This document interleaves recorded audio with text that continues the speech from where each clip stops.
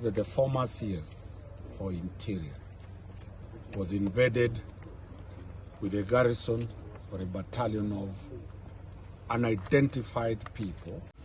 A battalion of lawyers led by lead counsel Dunstan Omari, acting on behalf of besieged former Interior Cabinet Secretary Fred Matiang'i, is today morning expected to apply for anticipatory bail at Milimani Law Courts over an apparent impending arrest of their client following overnight police siege at his current residence in Nairobi.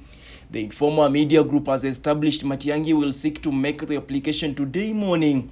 Yesterday night, Omari led the team of advocates in condemning attempted police raid at Matiang'i's residence and raised public outcry that the life of their client is in danger. I can confirm to every Kenyan in this country that the life of Matiang'i is at risk.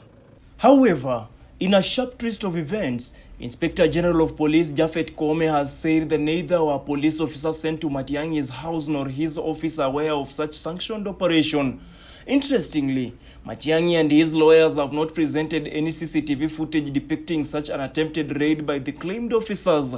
Last night, opposition leader Raila Odinga drove from his nearby residence to the former CA's home and condemned the move, pointing an accusing finger to the President William Ruto's administration of harassment and vindictiveness. While briefing the media at the scene last night, I was shocked to hear that this is happening at this hour of the day. They say that the more things change, the more they remain the same. We are now witnessing what this country has been through before. The times of late night arrests and detentions of people without any formal charges. This is what actually appears to be coming back to our country. If Matiang'i has committed a crime that warrants his arrest, actually that should be made public and known to him. And then he can even go and present himself to the police officer and for interrogation and record a statement. Omari said a team of heavily armed police officers cordoned Matiang'i's home in what is believed to have been a pre-planned arrest attempt. However, details remain scanty on whether he has any active ongoing probe by either the Directorate of Criminal Investigations DCI, Ethics and Anti-Corruption Commission EACC, or the Assets Recovery Authority ARA. Going forward is we have these firm instructions to move the court tomorrow because we must respect the rule of law.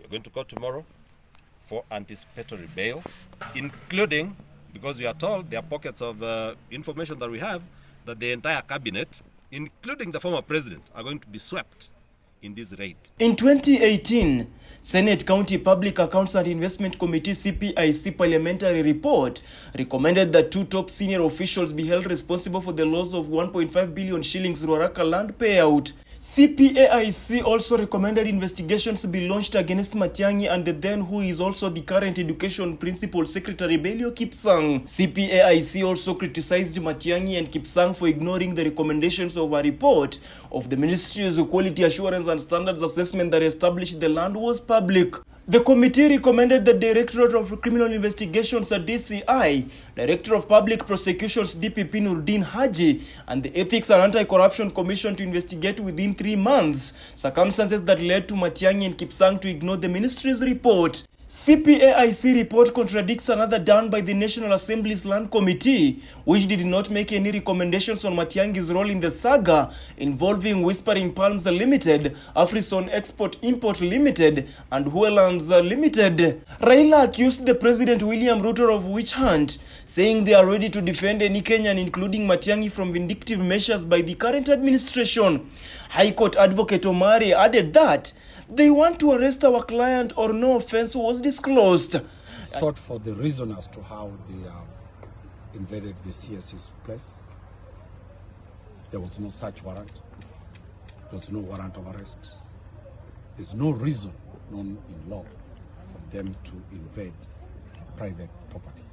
A team of political leaders and lawyers have camped at Matiang'i's home, which has turned into an epicenter of dramatic political overtures and the police push to arrest their former boss.